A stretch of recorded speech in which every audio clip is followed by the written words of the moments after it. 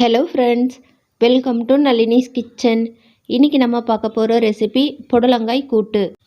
புடலங்காயில் நிறைய நீர்ச்சத்து இருக்குது. வெயில் காலத்தில் புடலங்காய், சுரக்காய் இந்த மாதிரி நீர்ச்சத்து அதிகமாக இருக்க காய்கறிகளை சமையலில் சேர்த்துக்கோங்க.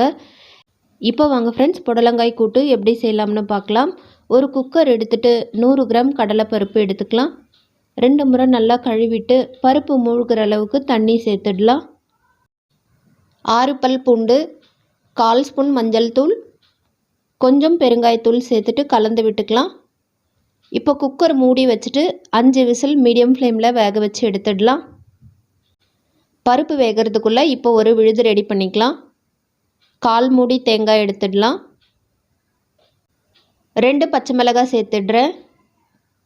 பெரிய சைஸாக இருக்கிறதுனால 2 பச்சை மிளகாவை உடச்சிட்டு சேர்த்துக்கிறேன். சின்னதாக இருக்குன்னா நீங்கள் 3 பச்சை மிளகாய் சேர்த்துக்கோங்க. 1 ஸ்பூன் சீரகம், 1/4 ஸ்பூன் மிளகு, கொஞ்சமாக தண்ணி விட்டு இந்த மாதிரி அரைச்சி எடுத்துக்கலாம். பருப்பு விசில் முடிஞ்சு ஸ்டீம் ரிலீஸ் ஆகிருக்கு.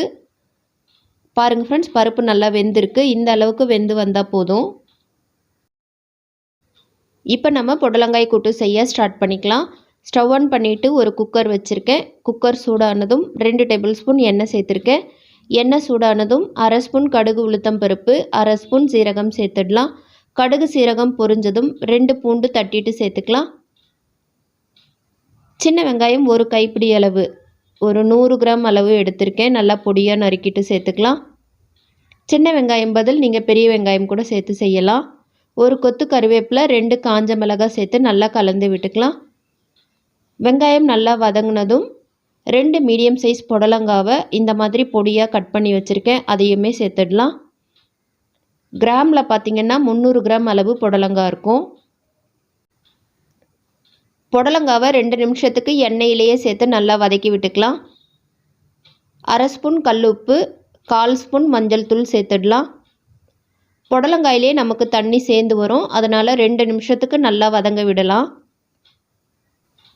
2 நிமிஷம் கழித்து பாருங்கள், புடலங்காயில் தண்ணி விட்டு அந்த தண்ணியுமே நல்லா வத்திருச்சு. இப்போ நம்ம வேக வச்சுருக்க பருப்பு தண்ணியும் பருப்பும் சேர்த்துடலாம். பருப்பு சேர்த்து நல்லா கலந்து விட்டுக்கலாம். எக்ஸ்ட்ரா எதுவும் தண்ணி சேர்க்க வேணாம், நமக்கு பருப்பு வேக வச்ச தண்ணியே இருக்குது.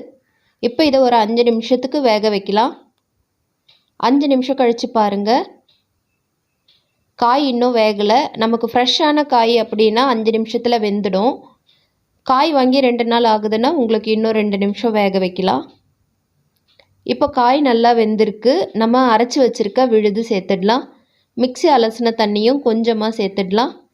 தண்ணி அதிகமாக விட வேணாம். தேங்காய் விழுது சேர்த்த பிறகு 2 நிமிஷத்துக்கு லோ ஃப்ளேமில் கொதிக்க விடலாம். 2 நிமிஷம் கொதித்த பிறகு பொடியாக நறுக்கின கொத்தமல்லியும் கொஞ்சமாக பெருங்காயத்தூள் சேர்த்து நல்லா கலந்து விட்டுட்டு ஸ்டவ்வை ஆஃப் பண்ணிக்கலாம். சுவையான புடலங்காய் கூட்டு சூப்பராக ரெடி ஆகிடுச்சு. இட்லி, தோசை, சாதம், சப்பாத்திக்கு சூப்பர் காம்பினேஷனாக இருக்கும். இதே மெத்தடில் புடலங்காய் கூட்டு நீங்களும் கண்டிப்பாக ட்ரை பண்ணி பாருங்கள் ஃப்ரெண்ட்ஸ். இந்த வீடியோ உங்களுக்கு பிடிச்சிருந்தா மறக்காமல் லைக் பண்ணுங்கள், சேனலை சப்ஸ்கிரைப் பண்ணுங்கள். தேங்க்யூ.